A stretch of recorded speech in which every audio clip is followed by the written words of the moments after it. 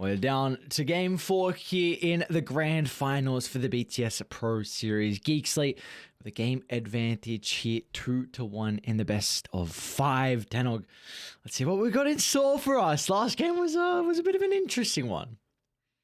It was. It was a bunch of clownery in the first like 10, 15 minutes and then absolute dumpstering by Geek Slate after that point. You know, the amount of attention that was put in onto Palace should probably be criminal. And also, Bob just did not get the farm that he was expecting out of that mid lane. Didn't really see too many connections come through with the Mirana and the Ember Spirit, so I wonder if that'll change things up. And well, this is kind of what I was expecting Geek Slate to do last time they picked it, in picking it first, just because you're going to have a little bit of that flexibility with where you want to move it. I feel like something like the Dawnbreaker probably might have been a better option, but maybe that would leave, for example, the Nyx Assassin as a... Well, actually, no, it's banned, so I'm a little surprised that Geek Slate didn't actually go and pick it up, because this feels not a free Dawnbreaker game, but pretty good. 10 seconds remaining. I wonder what Geek Slate looked to go. So what we're... Silencer, maybe. So very good Pango game to be able to address the Visage. Nice counter initiation versus the Dawnbreaker as well. And it's someone that is not particularly cooldown reliant, can definitely look to play very active, and I think also importantly is flexed for Geek Slate. 10 seconds remaining. What's it going to take for Wyvern to be picked, man? It's not. Don't even just stop. It's good against Dawn. Like, you're guaranteed to get a curse off. It's kind of crazy that more teams aren't doing it. It definitely doesn't fit, I think, the lineup that they want to go for, right? They're on Geek Slate. Like, I understand. Oh, yeah. Not with a bounty hunter, for sure. Yeah. It matches up very well with Dawn and Visage, but we're kind of the draft that we're going to see them come try and play with. Maybe if they Meepo, then they'll like, you know. Honestly, Meepo, not that bad against bounty hunter. I gotta say, but against Pango, what do you? Oh, well, it can go back and I guess. Yeah. Okay, definitely can go back and forth. Like the route against Pango wants to be very mobile, but then like a lot of AoE damage. You get what is it, 180% technically damage reduction. Kind of nutty. Never fun to be doing no damage versus Pangolier. So we see again, this is another game that Geek Slate banned out the Luna whenever Execration pick up the Visage. So it is something that we've seen from them in the past. So making sure they kind of don't get cheesed. But I mean, Execration, we've seen them be able to beat the Bounty Hunter strategy. But can they use some... Sorry, go. Oh, I was just wondering, like, do you think there's ever going to be a situation where, for example, they left the Luna ban till last after all of Execration's bans had been revealed, and then even if they do Luna, they might Terrorblade into that? I feel like that's a viable option. TB's great at just being able to stand in front of pushes, pop the reflection, and then, of course, Luna buffs you up massively. 5 seconds remaining. The only reason, yeah, I think 100%. I guess the only reason is potentially they feel like that wouldn't fit into their draft.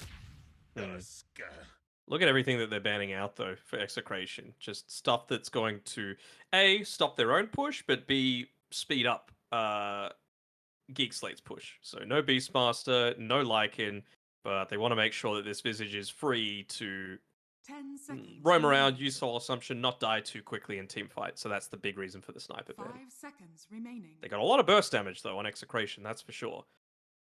A lot of it is physical, though. So again, Bounty, it's not the freest game for him. I want to see a little bit more emphasis given over to the magic side of things. Yeah, let's see if they go into the Snapfire again for Geek Slate, something that they feel very comfortable with in regards to this kind of draft style, and helps a little bit with magic, gives you a little bit of AoE damage, which is going to be nice, deals with the Visage. Gets rid of the Wraith Pact. Just gets rid of the Wraith Pact. What was rather support that game? Was Snap and... Forget, but I'm pretty sure I didn't see Narman deal with the Wraith Pact a single time. That's why I had to try and go into the Blink Dagger. It was the Sven. Radiant True. Shadow Fiend. Okay. I feel like he could die a lot on this Shadow Fiend, don't you? Yeah, why the big Shadow Fiend? I guess like your level 15 timing is kind of Yeah. busted, Yep, that's so they just want to end the game early. helps them take Roshan as well. So, which is really nice. I don't, I know how this lane's gonna go though. What, Visage Dawn or Visage Tusk? Probably more than likely, yeah, one of those two. So, I actually don't know how that lane goes for Shadowfiend. I feel like Visage should be pretty happy in that matchup. It might be a bounty 5. You never know, right? Like a good tanky frontliner up against Visage and Dawnbreaker feels pretty solid to me. Okay, it might be the Sven as well. So now maybe a 4 bounty? Radiant team ban. Lena. Almost definitely a 4 bounty. Well, this is another one of those games where we might see the position 1 Lena come out, right? Because you really don't want to have this bounty hunter just not be in the Lena's lane. Lena 10 just needs to be the seconds one remaining. there to bully it without too much coming back the other way. So 5 does seconds this now change remaining. the Shadow Fiend to be in the mid lane? I don't know, but the one that's in the driver's seat is Execration. You know, they're the ones that are going to be able to decide who lanes where. So right now they just need to be banning out these heroes that have some level of flexibility.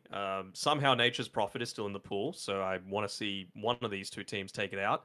It's just dealt way too much. The global potential alongside the Dawnbreaker seems kind of nutty, so I'd probably be getting rid of it if I was Execration, just because they've got that little bit of a team fight control with a Dire Pangolier, team and ban. they've got the Sven Warcry to be able to buff him up and allow him to just go a bit more glass cannon. I don't know if this is possible for Geekslate, considering I'd really like them somehow to keep the flex into the 23rd. Because I think, know, I'm just thinking what there is, yeah, and there's not that's much. that's the thing. I'm trying to think of it here, and I can't think of it. So I'm just saying, like in general, that's kind of a direction I'd like them to go down. Because if the bounty can somehow be flexed into mid, because they can put the Pangos a 3, and we have seen them play to support before, it's very, very unlikely. But I think if you can do that, get the bounty into the potential Tusk mid lane, because you're probably wanting to avoid that Lena. I think it is more than likely just going to be the bounty potentially into the Lena in the safe lane if they go back into Palace again, because I don't think Execration want like a melee hero as their one to play in the bounty. So really for And them, you also, Geekslate want a ranged hero as well, and I'm just thinking, like, what are these flexible ranged heroes? There aren't many. Sniper's probably one of them, TA to a lesser extent, but I feel like that plus Shadow Fiend's a little bit greedy.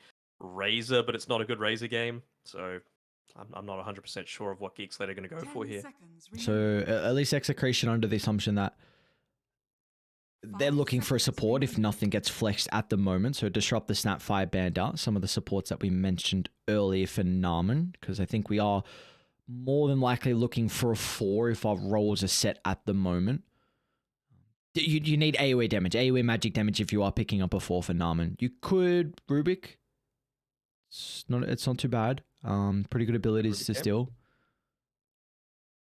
What else could we go? Dire team pick. I speak Oh, for the they didn't ban it. trees. Yeah, all right. So what? It has flex. It has flex indeed.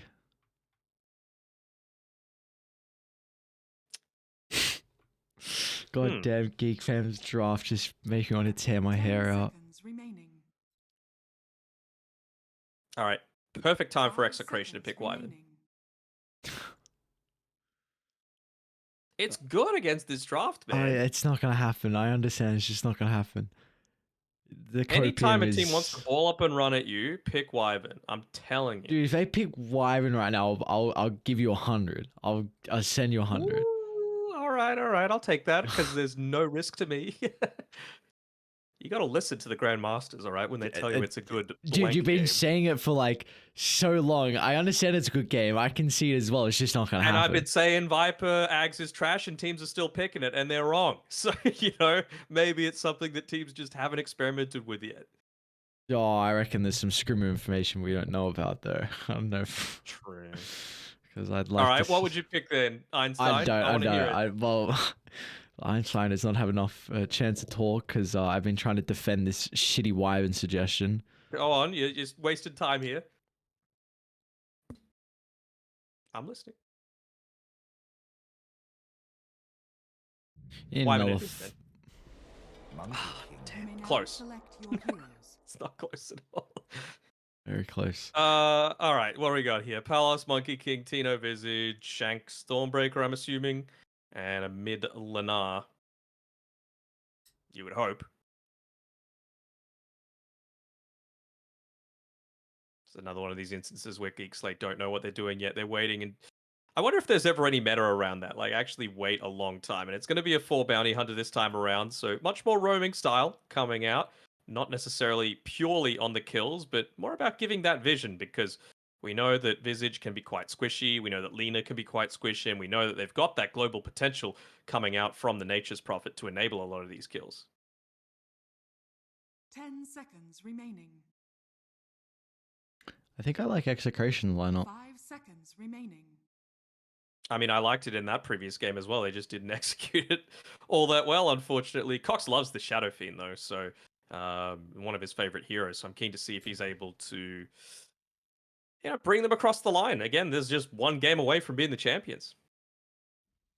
All right, so I don't think the bounty is going to have as much effectiveness in this lane. I think they can very much deal with him with the Monkey King and Tusk, as you're gonna have, you probably won't need sentries because I don't think you go Shadow Walk, so you're gonna have shards to hold him into place so Palace can get the right clicks going. Pango's not the greatest laner as well. Force has a formidable Pango, but I think that's a bit of a weakness on Geek Slate. I like a lot of the team fight as well, and they cover each other nicely in regards to the Lena Monkey King. Palace can go for a little bit more of a farming build to allow Lena to kind of scale into the later stages. Bob's going to have a very comfortable matchup versus the SF. It's also very similar to what we saw, the strategy in regards to that game 2 game where they were against the Bounty Hunter, where they had the Lena Dawnbreaker, and now you got the Monkey as well. You've got a lot of area control, and Geeks like just want to run at you. They want to get up in your face, and that's not going to be easy if like Wukongs are laid down, if you've got a Wraith Pact, if you've got a Wukongs as well. It's again, though, all this being said, like we could just see Geek Slate absolutely make some incredible rotations at like the 7 to 12 minute mark, and all of a sudden this could be a 6,000 net worth lead, and everything we're saying could just be invalid. But I think if Execration weather the storm, I actually kind of like their lineup. Yeah, I don't hate it either. I'm just keen to see what Scam started boots.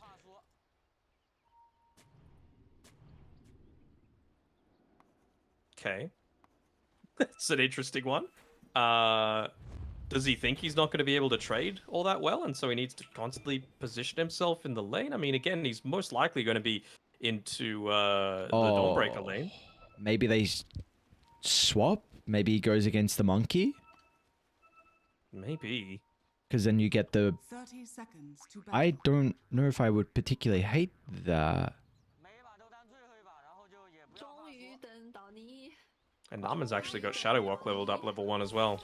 So no immediate Janata. Of course, this isn't necessarily the game for it. No matter what lane you go into, you don't want to be in melee range. Against a Monkey King Tusk, you're going to die. Against a Lena, you're going to die. Against a Visage, you're going to die. So expect him to play a lot more on the outskirts as possible. The battle begins. Shanks has to be a little careful here, though. Yoink. I'm just thinking what's his build going to be as well. I think when he's been playing in pubs, majority of the time he goes at the very least an Urn. Sometimes he goes Spirit Vessel, and it's not a bad Spirit Vessel game. You know, Dawnbreaker, Monkey King, multiple heal abilities to be reduced, and even just with the Urn against the Visage, it's nice for that ticking damage over time. Also, on the Tusk, gets rid of the Blink if you're able to lay out that damage over time onto him. They're tri-laning.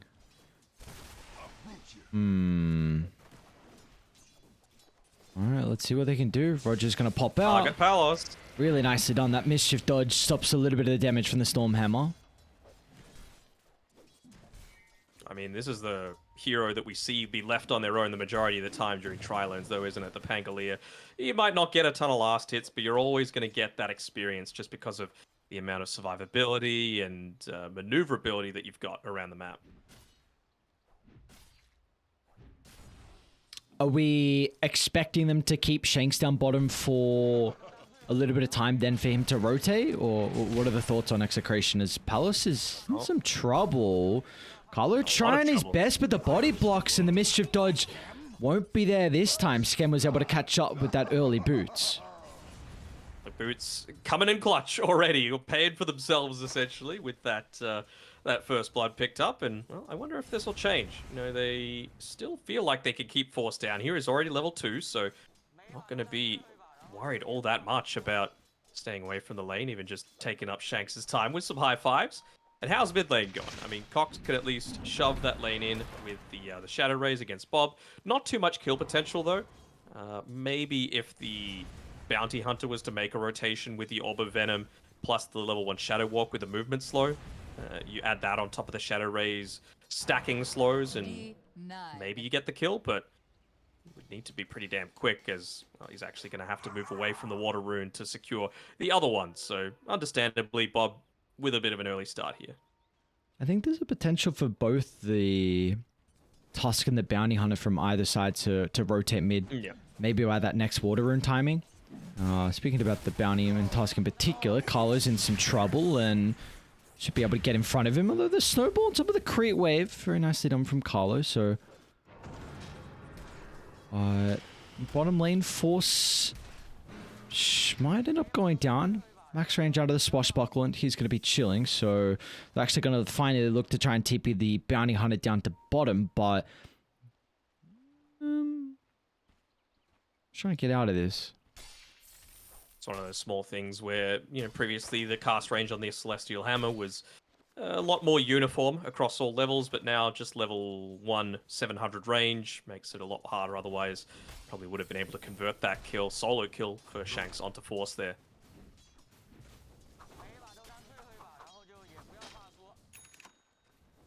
Now, the question is Force a little bit too far behind now as a result of that start to the game? You never want to give a Visage a really good start. Most of the time you see them get out of the laning stage a little bit behind just because you don't have the greatest strength for last hitting up until you've got those familiars available. But I mean, Shanks has basically allowed Tino to farm completely uncontested, so it's not going to be as big of an issue for him. So his power spike's going to be even bigger, and we both mentioned how vital Tino was going to be if Execration was going to turn this series back around and go to a game 5.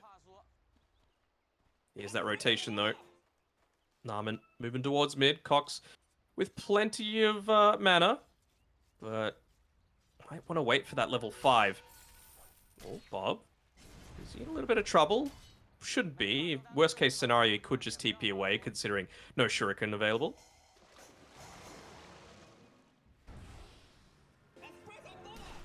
Do stop the Water Rune pickups though, which is quite nice.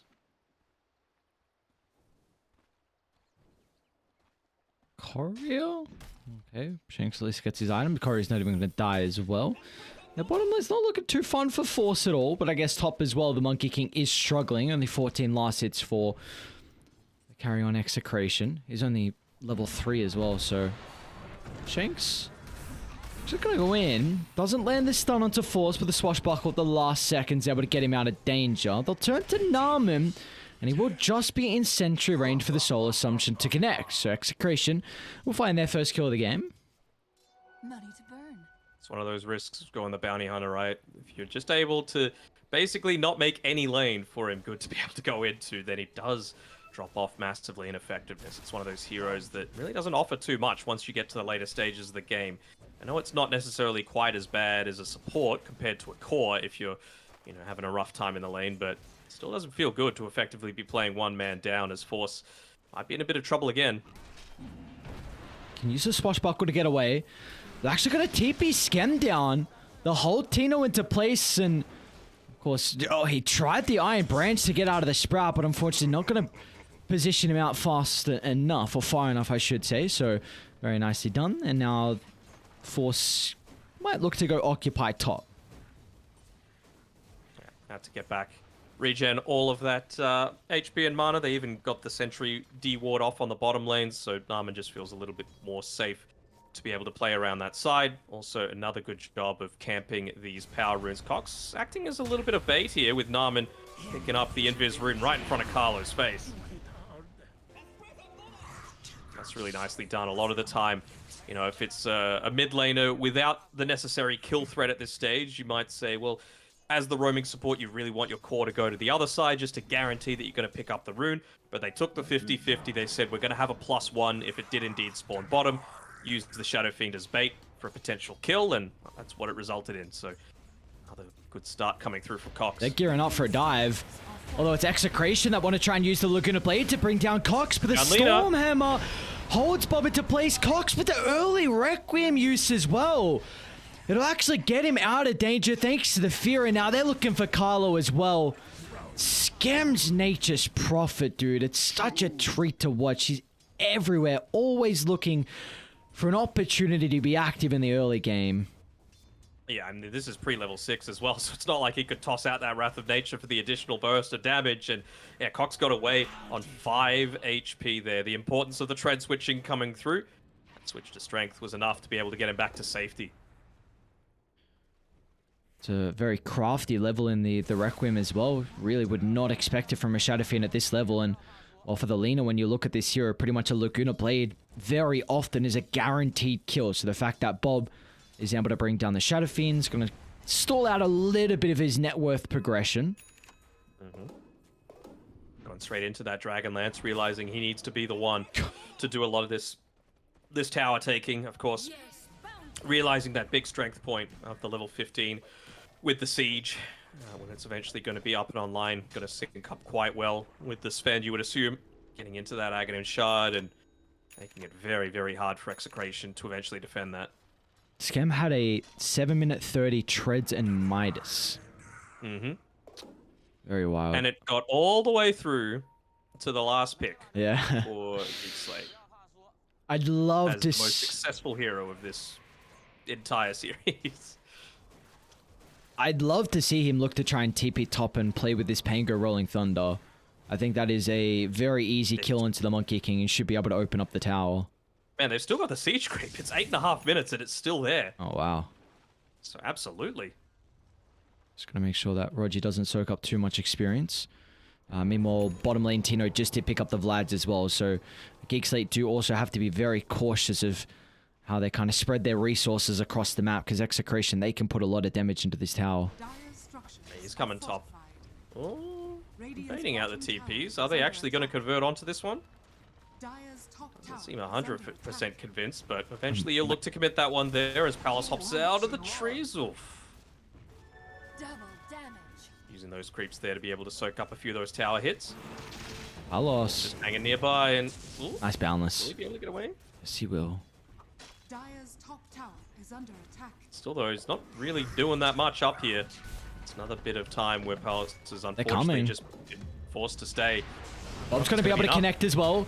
Force moves in aggressively. Can he get the ultimate off? Would just be able to, and now can bounce back off of the shards as well, but it's awkward positioning because Bob is on the other side. They'll still be able to bring him down, and now Scam's in trouble as a boundless strike will stop his TP short. Great movements coming out from Execration. They won't be able to defend their tower, but they will be rewarded with 3 kills going their way.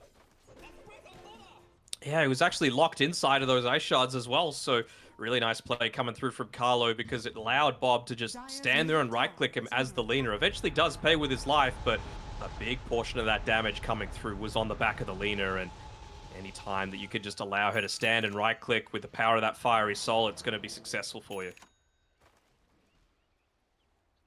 Again, baiting that regen rune. Narman waiting for the very last second, and now even just wasting all of Bob's bottle charges. So Narman, you can put him on a hero that doesn't necessarily have that huge teamfight impact, but the game impact's always going to be there. Solar? They cut down the tree of Paolo, so Shanks was forced to Solar Guardian in. Gonna be able to get out of the Sprout as Rogi playing with the Storm Hammer, but doesn't particularly see an opening to use it, so pretty nice that they forced out at least the ultimate of the Solar Guardian. Middle tower is under attack.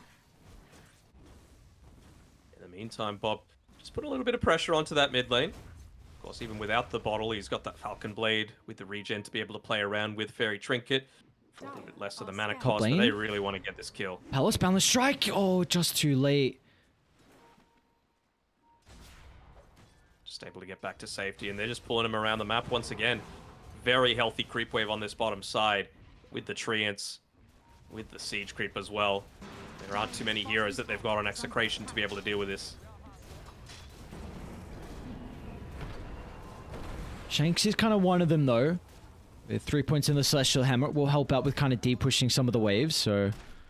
I was taking a lot of damage, and it's actually going to be a smoke up to the top side of the map here from Geek Slate. Cox and Rogi, in combination together, they're going to be able to pair up with Narman as well, who does have the track to work with. Needs to start getting the damage going to cancel Palos' escape, and just be a little bit too late at doing so. Palos should be fine. Very nicely done. Just able to get out to safety. Just a split second slow on the right click there from Narman. Otherwise, the Primal Spring wouldn't have been able to get off into the trees. Actually pump faking the use of that Requiem of Souls, just in case anyone decided to come a little bit too close. Are they in a position to be able to take this mid tower, though? I still don't think so. As Narman, like we were expecting, looking to go into that Spirit Vessel, just realizing again the power of it against this team. Damage over time against the Tusk Blink Dagger for the Monkey King and Dawnbreaker, reduces the healing, and of course any kind of damage over time, always going to be great against the Visage. Most of the time he gets a Lotus Orb after that, so should be pretty decent as well. Bottom lane. You to dodge out. Shanks has got Palos nearby. They might not be ready for the potential Wukong's command. As Palos actually leaps inside the lane, Boundless going to be able to hold them down. But Force might be able to set up for the retreat. However, the shards stops that in its tracks. Number of the familiars as well means that Cox can't play around with the Requiem. They're able to get the last bounce back, but the chain control is so perfect that the Requiem is not a potential at all, and no Execration can pounce on forward for more. Force has got the damage mitigation to play with. If we've got a swashbuckle in aggressively, he'll get the kill, but he will not escape. However, they might be able to get Palos at least.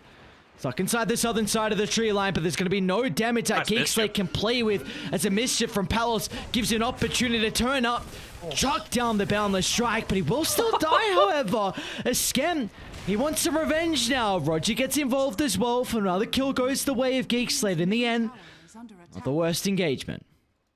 Oh, don't you love that? You do everything right in a team fight, and then the Nature's Prophet just presses R and then cleans you up with the very end. I mean, so many times he was trying to get that Shuriken toss off with so many targets tracked, and it would have been enough to get the clean kill, a bunch of track gold as well over to his team, which would have been huge. They've already got the net worth lead, but I mean, just anything that's going to catapult you a little bit further into the advantage is going to be big. I mean, you get into that BKB on the Shadow Fiend, there's really nothing that they can do outside of the Walrus Punch to be able to stop you.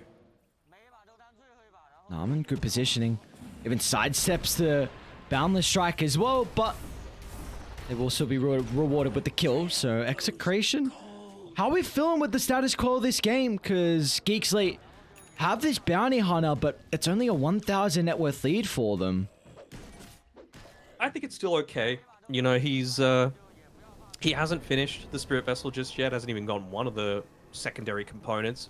It's not quite yet that 15-minute mark, so Sven still a couple of minutes away from being able to pick up the Warcry, Aghanim Shard, and I think BKB for the Sven, for the Shadow Fiend again, are the big timings that they're looking to wait for. So it's just about delaying out for that stage. Probably around the 17-minute mark is when Geek Slate are wanting to make their big plays happen.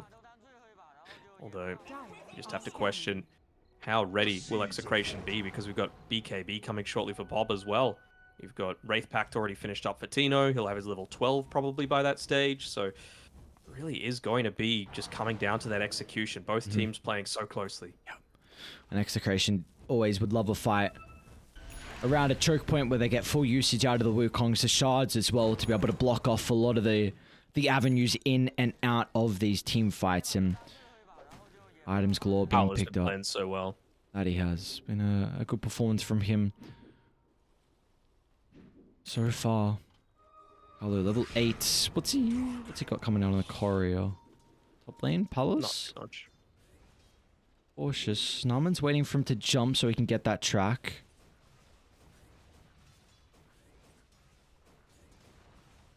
Taking the most common path. I'm surprised he's not starting to just cut a few trees down, to be honest. Oh, he's going to go for the kill. Into the Solar Guardian. Cox is pretty beefy with the stats he's been able to build up, and up with a point blank Requiem. Cox just survives. Range rods and strength treads is all he needed. Tower is under attack. Oh, it's the little things, right? They make the biggest difference, even holding onto the pig pole for all of those extra stats, providing him that survivability, getting him closer and closer towards that BKB, and what a turnaround. They might be able to defend bottom. Tower will go down. Force was in the tree line and they had the Nature's Prophet teleport, but they're happy with just sacrificing that one. Tino is still very scary at this stage. Despite what we just saw, I think he is the greatest damage output in this game right now. So it's just about making sure that you're playing around him, you're respecting the damage that they've got, and making sure that his lead isn't going to be given away too easily. I think the familiars were just resummoned as well, so he wants to play a little bit more conservatively for the next 100 or so seconds until he's able to have that resummon available for a team fight. Did you say 17 or 18 minutes? Regardless of the timing you said there. Force, swashbuckle back towards the tower. Lob's going to play with the double damage rune and with the BKB as well. He might even consider about Narman, but the detection will be lacking. So, first use of the BKB of the game for Bob rewards him a nice little kill onto Force. But for GeekFam, they are getting very close to their own BKBs. One more component on the Shadow Fiend, and also Scam is very close to his. Only needs 700 gold. Yeah. I said 17 or 18 minutes, so looks like Execration have hit theirs. Timing just that little bit faster. Obviously, the net worth lead is still in GeekFam's favor, but they can be feeling very confident about taking these fights now on Execration. 40 seconds left on the new familiar summon. Holding on to a lot of gold on Tino. That's the one thing that I suppose I would be a little bit concerned about, is that he isn't using the majority of this big net worth advantage that he's got over a lot of the other heroes. He's starting to build into that AC for sure. Even just the casual plate mail will do wonders for him. Bottom lane might have the fight break out.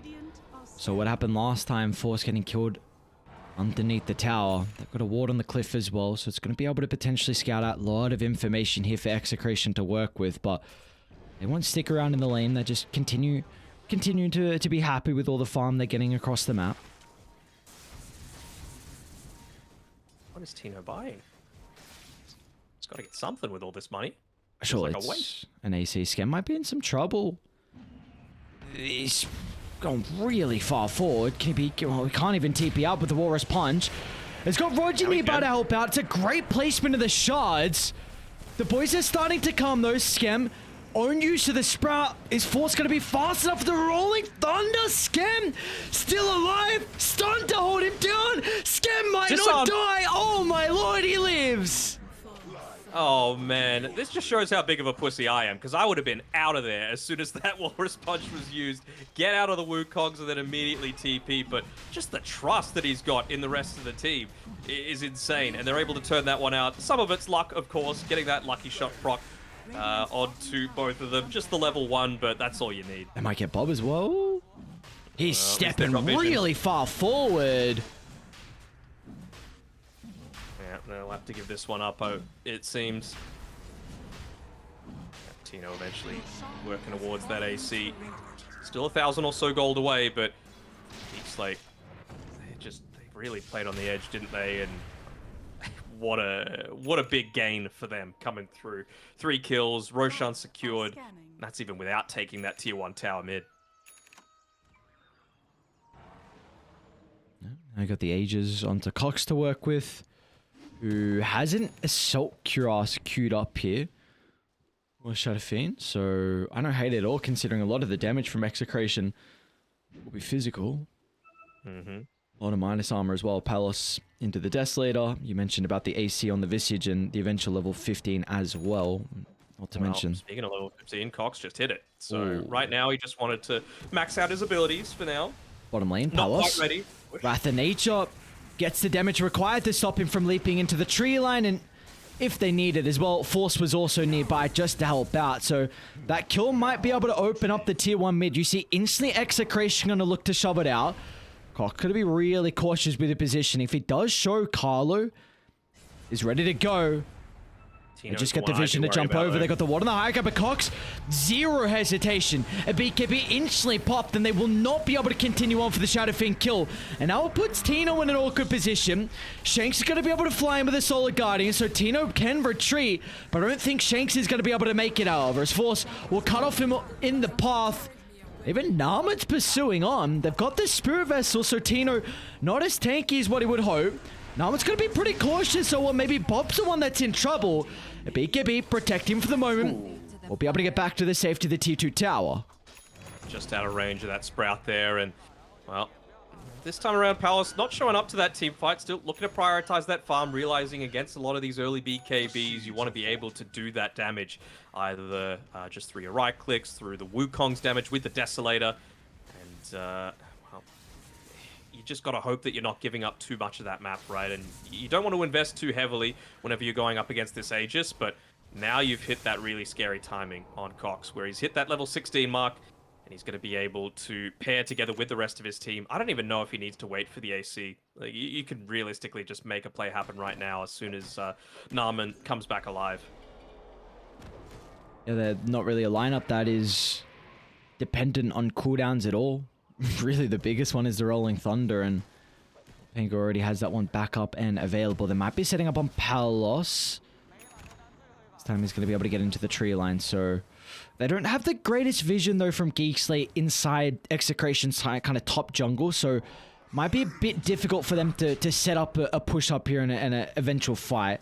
I think they might have to maybe smoke there or give a ward over to Narman so he can get a deep observer down. Something needs to change, right? You're 8k down. You've taken a couple of fights now that you thought would work out so much better than they actually did. Maybe it's just because you're not as strong as you think you are. Shanks, he's not quite yet level 12. Tino, he's just got the AC, but he doesn't have his level 15. They're going to go for the smoke regardless, wanting any little spike in damage to be able to use their full advantage. I mean, Skem's the one they want. See Bob, but Dragon slaved straight on top of him. And Force, he's going to be in with the Rolling Thunder inside a great position to bounce back. Carlo's actually going to get pushed to the higher ground, but he will go down nonetheless. And they're going to look for more, though. Bob's not an easy kill. He can turn with the BKB. The Wukong's command as well is going to be layered down. They're going to try and bring down Narman, but a lot of damage mitigation coming out thanks to the mechanism. They're going to finally be able to secure the kill, but can they continue on for more? They expend a lot with the first round. They're going to go to Cox inside the river with the Gleipnir, and now Skem. He can freely right-click on the high ground. They can kill him twice. And it looks like they should be able to. As Geekslate, nothing they can do to protect him on the respawn as Execration withstand the Aegis advantage. You get multiple kills throughout that fight. I mean, there was one big difference in that team fight for Miners. That's just that, for whatever reason, Geekslate stood inside of that Wukong's and just said, you know what, we're going to fight against this Monkey King. But whenever you've got a very physical-oriented lineup, you cannot afford to do that. So much attention was given over to the Monkey King, who was benefiting from that plus 19 armor. That plus the AC, plus the Wraith Pact, which survived for a big portion of it, swings the game back and gives Execration a shot. Now they're starting to respawn, lads. Might have to think about backing yourself out of this area.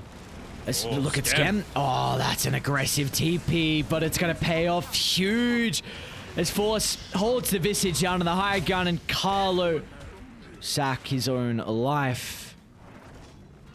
Can't even get the resummon off for the resummon, so more and more free gold just immediately given back.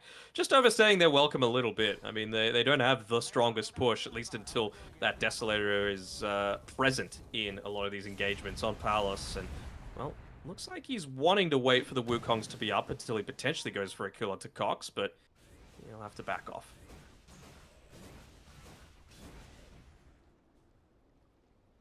What's he going next on, Roger? Ooh. Wing Tagger, huh?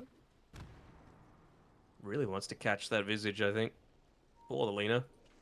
He's pretty farmed, honest. I guess a lot of it helps from the Bounty Hunter. 2-1-12. Pretty good game from Roger so far. Got a gem as well for them to work with. They're setting up top, but Monkey is already teleported out of the neighborhood, so maybe they'll just look for the full push around. I mean, yeah, there's nothing really stopping them from going up into this tier 2 tower top, right? You've got 2 minutes left on Roshan. If you push and take it, then it's secured for you next time. If you lose it, it's still far enough away that you're going to be able to go for a secondary attempt. And we mentioned their relatively low cooldowns as well on Geek Slate. So nothing really stopping them from making that play if they were truly wanting to. Do we feel like the blink on toss is going to change a little bit of how the fights, the dynamic of these fights now? I would say probably the biggest thing would be like the snowballs through whoever gets sprouted might be the biggest difference, just to remove them from being locked in place. Of course, you've got a Hurricane Pike on the Lena, so that's a little bit of maneuverability, but no one really else that's capable of that repositioning. So I'd say that's probably going to be the biggest requirement from Carlo this game, and he's been turning up, so I think he's got the stuff. Well, they're starting to assemble their forces down at bottom. And giving them the vision, but they... been a nuisance. Palace in the tree line force. Just running into him. Palace is going to go for it. He is. They get the stun before Force able to find the ultimate as Shakes. Lands a huge combo, but it doesn't matter. Requiem, Gleipnir sends them packing. Can they get more though, Geek Slate? Scam, an aggressive TP into the middle, a preemptive use of the BKB before the LSA, as Bob's going to be forced to try and move out to the right side, and Scam, he can now stand strong at get the right clicks going. As Bob, the sole survivor, be able to slip out into the nighttime with the Lena. What a defense coming out from Geek Slate, and I believe all they needed was one buyback. Who are they using? Yep, on the 5, Sven. That was the buyback, and well, that was actually, I believe, the reveal of the Silver Edge as well, coming through from Scam, so not really needing to worry about that Gravekeeper's Cloak so much, Wait, getting Bob the break mid-lane. off. He popped BKB prior. He's only got Pike to work with, but Shadowfiend very, very slow to connect. They'll know that they've got a Sentry Ward around there as well. Narman still got connected onto with that single right click that Bob threw out, so he'll know where's safe to play and where not to. Just constantly checking around that Roche pit. About a medium respawn, 1 minute away. Shadowfiend up to that level 20, going into a Hurricane Pike of his own just to be able to kite around. Scam might be in Again, trouble. He too doesn't have BKB. This is very aggressive farming patterns out of Scam, and he'll be condemned for that. I'm trying to make sure he does not do that again. You know, going that deep is how he got this far ahead. So, you know, occasionally you'll overextend, but it happens. This is pretty big, though. Might open up that tier 2 tower on the bottom side for them. No Nature's Prophet is a big reduction in damage. I really don't feel like Cox wants to use the BKB for that purpose. I think he wants to make sure that it's secured for the next Roche fight. Having an additional Aghanim Shard on the team could be huge for them, especially on a Shadow Fiend to, with all that extra damage from the level 20 plus the crit. It's pretty big. A tower gives Palos enough gold for the BKB, so it's going to be a little bit more difficult for them to kill the Monkey King. He's almost got level 18 as well for extra armor inside the Wukong's really an important thing. Minus 20 second in the cooldown's also going to be nice as well. See what they can do with the smoke though in Execration. Gonna try and pivot their forces over. Win. They need something for free here. Radiant's bottom tower is under attack. Palos sleeping through the trees. Of course, that's pretty deep. Radiant structures are fortified. If not, Wonder send if them they're back. even gonna consider using the Visage Familiars just with that AC and the Wraith Pack buff to be able to take out the tier 2 tower, prevent a few more of those TPs for the reinforcements towards this next Roche fight. And now Bob needs to back off entirely. Wants to be farming inside of his own jungle. No fiery soul stacks, and he's playing very close. Doesn't get punished for picking up that haste rune. It's a full smoke. But it is. Money to burn. It's one of those instances where you probably wanted to go the full wraparound. Carla was in position to be able to blink away anyway, but they just walked up to an area that they have minimal vision of, and they got nothing out of it. So it's a bit of a standoff out front of this Roche pit. I'd say that's going to favor Execration. Again, they're the ones that have the Desolator. Even the Tusk, if he wants to blink in with a tag team to speed this one up, doesn't even need to use the blink. This doesn't look like too much of a standoff anymore with Roche going down. No one's nearby. Geek Slate. That shard. Sean has fallen to the dark. Yeah, this is great. It's going to allow him to close that gap onto Nature's Prophet in particular so much quicker. All right.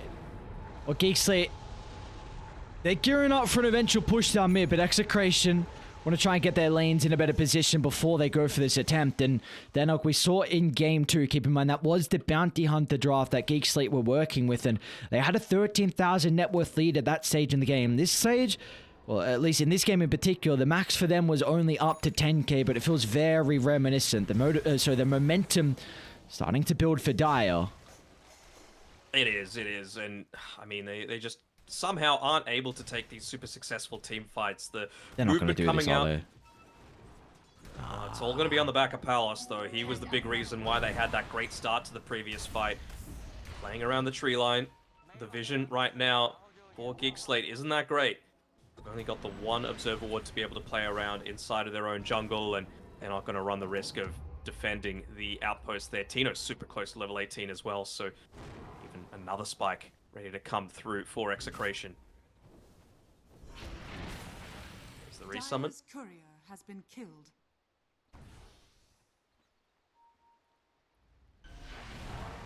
So, BKB Monkey King now as well. Invisibility. Just to be Radiant's to have the freedom to just stand and fight against a Pangolier is huge. You know, you really don't care. You've got, I believe he's got the Hurricane Pike as well on the Lina. Yep. So everything is just set up right now for Execration to be able to go high ground, close this one out. And remember, if he gets a good Boundless Strike off onto anyone, he could choose to connect in onto it just to get that follow-up damage. And they just completed the Scepter as well for the Dawnbreaker. So the team fighting gets really, really scary now in Execration. XctN might be... Ooh, I was thinking maybe he's going to be hunting out for where Shanks might be farming and force out a bit more of a defensive movement so they don't have that Scepter available. That'd be a great target if they can get him. 1 second away. Looks like he wants to stay out of the lane though. Not wanting to run the risk.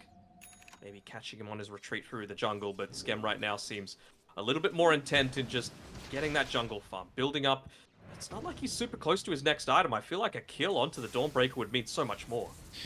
That it would. I guess important is just that he's getting a lot of experience, so top, highest level in the game, so as we know what a level 25 Nature's Prophet can do, just everywhere across the map is your mobility, so I guess that is kind of the one advantage of his farm continuing for XctN.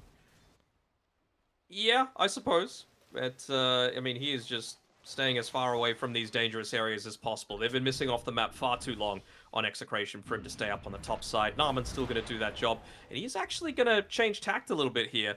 I like where Shanks is positioning himself. If a fight was to break out, he wants to be able to get that Solar Guardian off without anything interrupting it. Oh, it's a lot harder to interrupt it now, though. I believe it's only the 1 second that it takes to go up into the air since picking up that Aghanim Scepter.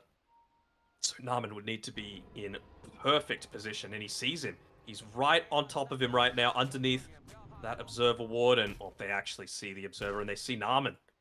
So he's going to need to back off completely, play a lot more carefully. This is all the comms that Execration are going to be having right now, and look at that. Your favorite, Carlo's picked up a gem, just looking to choke the map out even further and recover this net worth lead. Execration, they might consider higher ground. Bob just picked up a double damage rune. Minute left on the Aegis to work with. XctN's actually got to reveal his position.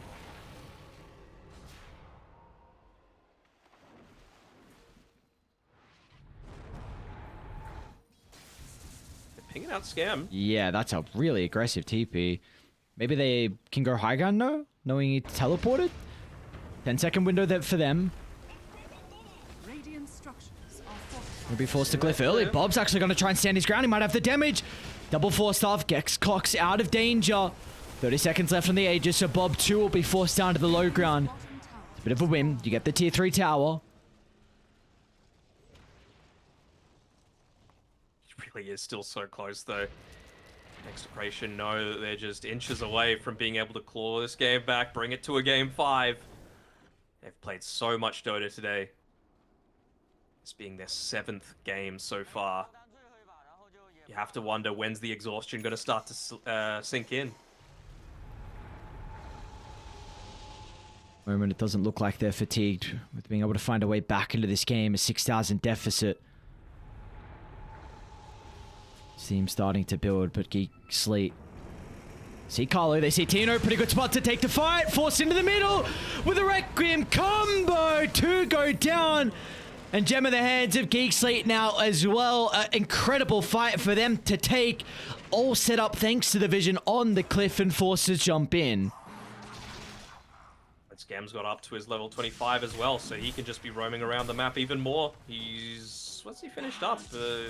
See a Demon Edge. Okay, Monkey King bar as well for Scam. So the damage output from this man is absolutely bonkers right now. And, well, the thing that I'm most worried about is they weren't actually quick on the finger for the use of the Solar Guardian. Maybe thinking they just didn't have the turnaround potential to be able to go for the save there. But I really want to bring Shanks up to that level 18. It means so much if you're able to amplify it further with the additional heal pulses, with the Holy Locket combination. It's so much for GeekFam to have to burst through without the Skadi, without anything other than the Spirit Vessel. It's just single target that's going to be nullified in effectiveness from the healing.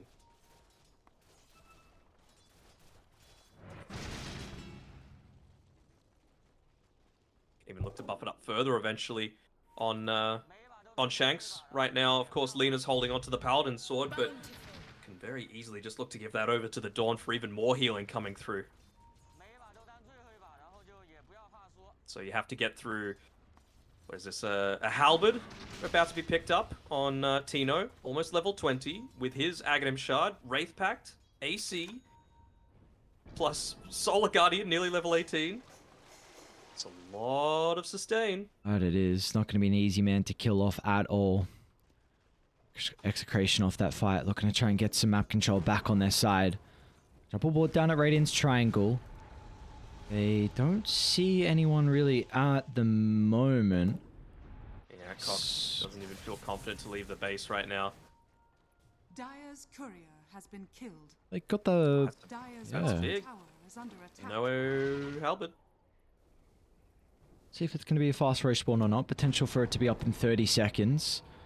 They have, again, done a very good job to at least get their vision set up beforehand. So we're going to see GeekFam look to smoke. The lane's in a great position for them to probably look to smoke towards the top side. Get some vision down for themselves as well. Because this game now, at least the next couple of minutes, is going to be all on who has control around the Roche Pit.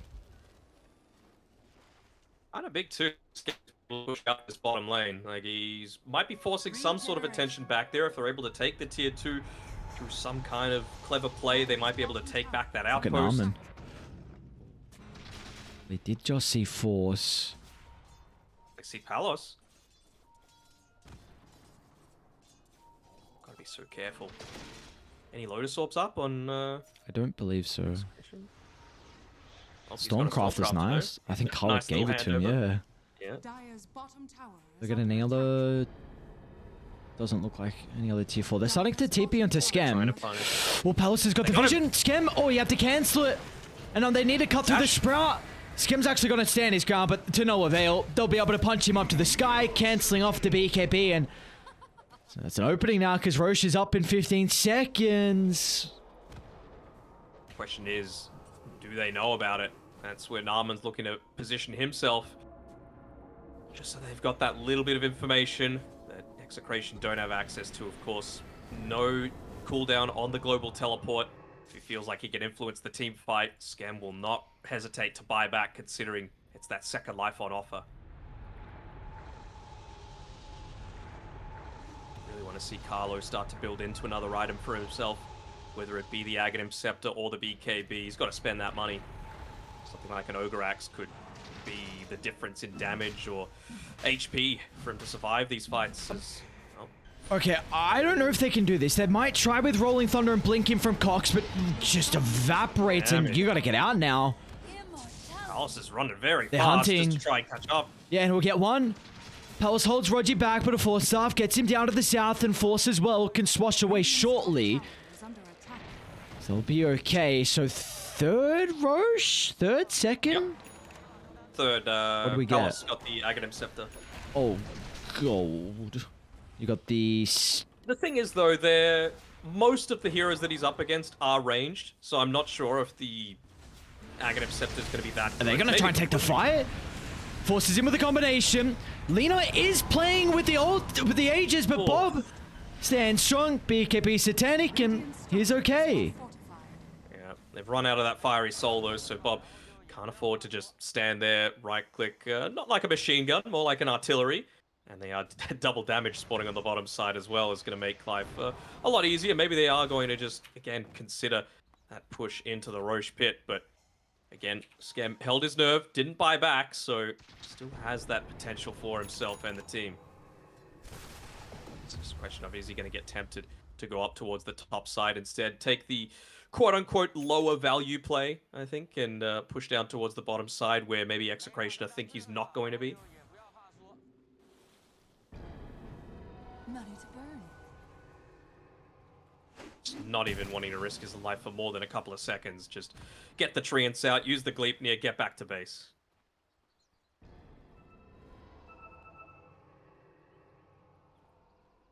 It's a scary territory to be in now for GeekSlate. You can't, really, both sides can't make a lot of mistakes. Execration win one fight, these buildings evaporate with the heroes they have, but really, you can say the same thing about GeekSlate. The only thing for them is that if the fights are on their side of the map, then it will take them quite some time to get over to Execration's buildings. But 3,000 net worth lead. You have plenty of time to work with for the ages. It does look like, though, GeekSlate. Oh, look at this on the Shadow Fiend. Arcane Blink coming through. So he just wants that really quick use of the Requiem. Prevent the save from coming through from the Dawnbreaker, from the Tusk. See if they can burst someone down 100-0. Palace would be target number one if they could find him. Oh, just off the mark. Very nicely done. Playing around their ward. And Artino's actually going to drums in forward. They've also got Bob wrapping. DD in the bottle. This is scary, GeekSlate, as Bob's actually going to force in forward. LSA's off the mark. Boundless strike as well, but Palace uses it to close the distance. They're going to take the fight. Force considering about going in. Cox as well with the Requiem. It's going to catch him off guard. And now Bob, he used the BKB on the first life. Skem's going to look to TP in aggressively. He'll be able to get some distance out to the northern side, but they should be able to kill him off the once. But can they do it a second time, though? Carlo's going to look to jump on forward, but Skem's able to reposition. This is an awkward fight to take. Looks like Execration should be able to back themselves off thanks to kind of the cover that Tino provides them. Going to go back to base, but I really wouldn't have been surprised if he chose to make a play up towards the top side. You know, keep that lane pushed out, force someone to come back, spawn the treants, make a defensive movement happen, and then just immediately go bot lane. You know, just force out the map even further, get into that next item. But it is a big win coming through, being able to pick off Palos as quickly as they were. It was the reveal of the Arcane Blink, though, so you're not going to get too many better opportunities to stamp your foot on this game. Well, they're going to look for another kill to potentially help out. I think down bottom is Scam. Carlo does have a ward sentry set up if he's going to continue on up the lane, but instead will show himself, so continue on with a pretty even slate now that Execration lost the Aegis advantage. Guess it's really just... Oh. He's got the gem control at the moment. It is just Radiant. Roji's holding one gem. No? Smoke up, Execration, what can they do? They've got a great ward placement on this high ground. So they know exactly where Narman is. Free kill. And it is indeed. They will not get anything more out of it though, as GeekSlate instantly going to look to disperse away from the bottom side of the map. Roger's stuck on the high ground, so he's just going to TP back. Anything big coming from him? I mean, level 20 on Force. Got to be careful here. Going into the Aeon disc next for Tino. I almost wonder, like, is this the sort of game where you want to go into something like a Scythe of Vice on Tino? Because next Roshan is going to have Refresher and Ags. And I feel like you give the Ags over to the Visage, you find that target on the backlines with the Silent as the Graven Viz, turn him into a sheep, and then just burst him down. You've got the damage for it. Yep, that's a great call. He's actually queued up. The Aghanim Scepter just after that, but yeah, again, I feel like he can wait. Okay, I think this is another real big item that could be a potential for the Monkey King. Considering about a Nullifier, you need a way to get rid of the Warcry on the Sven. You can't? Oh yeah, the shard. Oh, I forgot. Oh no. Yep. And level 20 on the Sven's coming too, so the plus 10 Warcry armor is going to be pretty damn devastating. Snowbag gonna kill?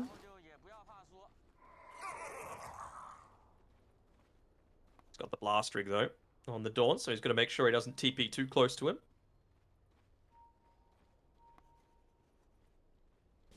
It's one of those times where you just don't know where on the map is safe to go out to.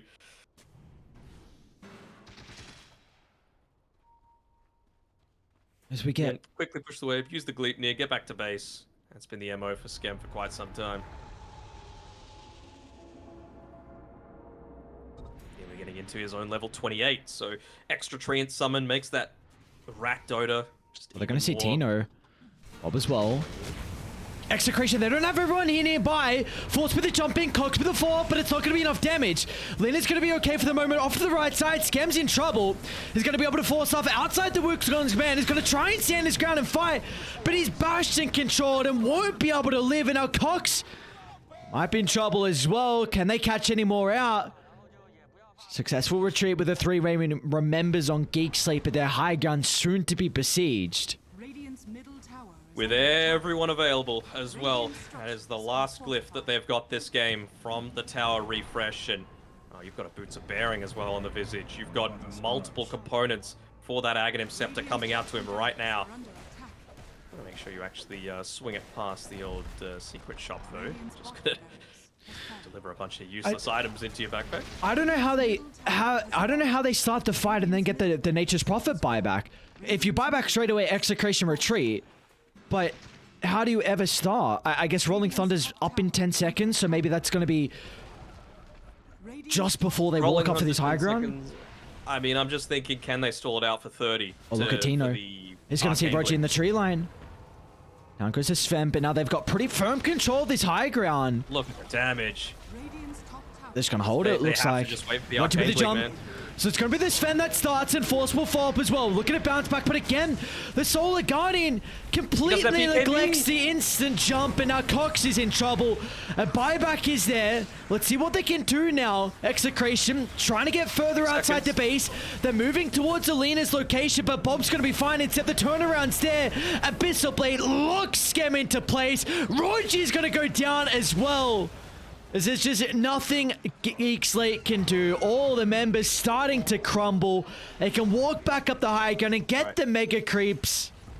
One last chance. Cox just trying to get a few more souls from the creeps in the lane. There's nothing for him to claim on the bottom side. One last attempt with the Arcane Blink, you would assume is the way that he's going to go about it, but Tino gotta be might find them huge. instead. It's got to be huge, man. Radiant's middle tower. They just don't have anything. He's going to go for it. Jump in direct middle. But an Abyssal the Blade Abyssal. from Palos. Great reactions out of the BKB. Yes, they might even get Bob. And Nope. they won't, in fact. Satanic up to full. And we are going to end game 5. It's only fitting to see who will be crowned champions of the 13th iteration of the Pro Series. Oof. All right, so we got 2 Bounty Hunter games and 2 losses. Will they go back to the well again is my big question, but they stalled that game out very, very well on Execration. You could tell they were working up to this big timing, right? Where the damage into towers was relentless. They didn't have as much of that physical damage protection. Despite having the Sven, it always felt like they were a little bit too split in these team fights, and it all came off the back of, for whatever reason, choosing to fight around the Monkey King ultimates. It felt very odd to me from Geek Slate, but well, that's the mark of a good team on Execration. They took advantage of these small little errors, and we saw what happened. 28-28 kill score, but convincing victory in the end.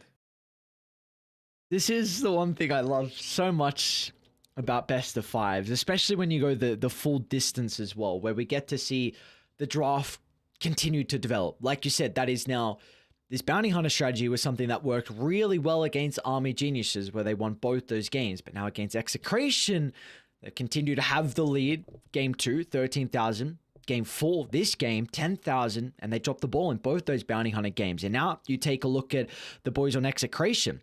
Tino's popping off on the Visage. If you ban the Visage first phase, potentially Enigma gets let through. And we saw what Tino was able to do in their series versus Army Geniuses earlier in the day in the lower bracket finals with Enigma. So this is what I love. When we go the distance of a best of 5, it's the strategies and what gets banned out, what you think you can counter, and what the other side feels is just a little bit stronger. Yep, and Dawnbreaker racks up another win. You got to pick it or you got to ban it. I think it's very, very pickable. You could flex it into multiple different positions. We've seen Geek Slate do it a bunch of times, and they just keep letting Execration have it for some reason. I'm a little shocked, but I think maybe, again, that's the benefit of these 5-game series, is that you're able to learn from all of your mistakes, take all of your understanding that you've gotten, not only from this series, but from the rest of the tournament as well, Yep. and bring it all together for one last chance. One last ride. Something you said earlier, again, is just which team is able to adapt faster. And well, in regards to this game, it was Execration tying up the series and sending us to a game 5. Who will be crowned champions? We'll find out after the break.